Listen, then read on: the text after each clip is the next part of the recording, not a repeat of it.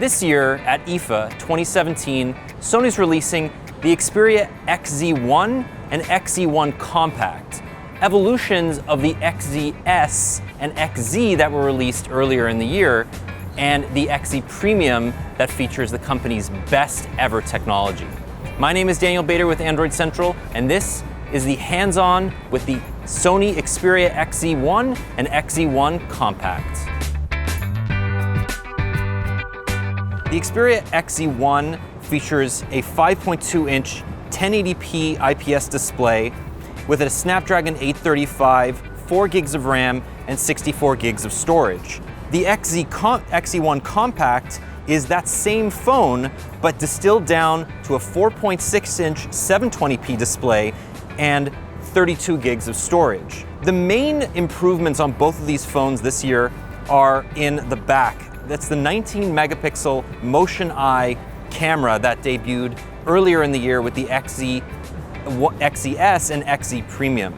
But these are improved devices altogether, mainly because the cameras now feature a crazy 3D face scanning technology, as well as autofocus burst and emotion capture, which predicts when the person in the frame is going to be smiling or frowning. Now, the core here looks very similar to what you'd get on most Sony phones, but these phones appear to be the first on the market to support Android 8.0, and these are going to be launching with 8.0 out of the box. You really would not be able to tell though, because this is basically the Sony experience that you've gotten for the last 5 or so years. Now, everywhere else though, this is a very fast and fluid experience. We don't have pricing yet, but what we do know is that the Xperia XZ1 Compact is going to cost about $100 less than the XZ1, and you're not getting that much less for your phone. It's a little bit thicker, as you can see, and it looks a little bit chunkier, but a lot of people really like that design. Inside, there's a 2700 milliamp hour battery in both of these. So you see just how much thicker the XZ1 Compact is compared to the XZ1, but it has the same size battery. There's dual front-facing stereo speakers, and Sony says these are 50% louder than those in the Xperia XZS, which debuted earlier in the year, and the Xperia XZ Premium as well.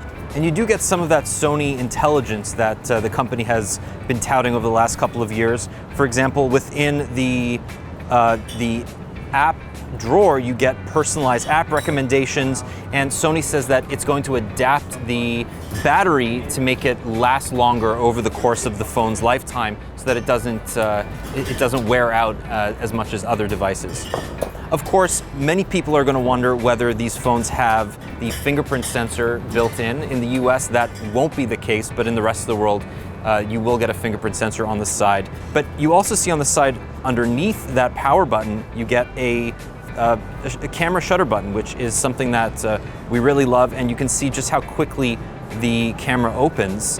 And this camera has some of Sony's best technology. You have really high quality, it's supposed to be great in low light, but it is the same sensor that we found in the Xperia XZS and XZ Premium, which means low light performance may not be as good as some of the competitors. But what we do have is some crazy 3D scanning technology that is super creepy and super interesting, and I'm going to show it to you right now. So you can see, you can actually scan somebody's 360-degree head. And it's a really high quality model. This is completely unprecedented in phone capture. You can see I can zoom all the way into this person's face, and we can actually see, we did the same with me, with my face, and well, it's not pretty. Now, Sony says that it's going to work with software developers to allow them to insert these 3D models into applications, eventually into games, but first we'll see them using inside augmented reality solutions. And you will soon be able to order 3D prints of these. Elsewhere, we have that predictive autofocus, which allows you to walk into a frame and keep the autofocus on the subject, something that we haven't seen from a smartphone before. This is leveraging a lot of Sony's technology from its high-end camera devices. At the end of the day, though, these are going to be devices that a lot of Americans are going to they're going to raise their eyebrows at. They're not going to be cheap, and you won't be able to buy them directly from carriers, although Sony does say that it's certifying the Xperia XZ1 compact for T-Mobile. So you won't be able to buy the phone at T-Mobile, but you will be able to use things like voice over LTE and voice over Wi-Fi, which is the next, best thing. There's lots more to learn about the Xperia XZ1 and XZ1 compact. Follow Android Central for all the details and information coming out of IFA 2017. Like this video if you enjoyed it, and subscribe to our channel to learn about everything being announced at IFA 2017. My name is Daniel Bader. Thank you so much for watching, and we'll see you in the next video.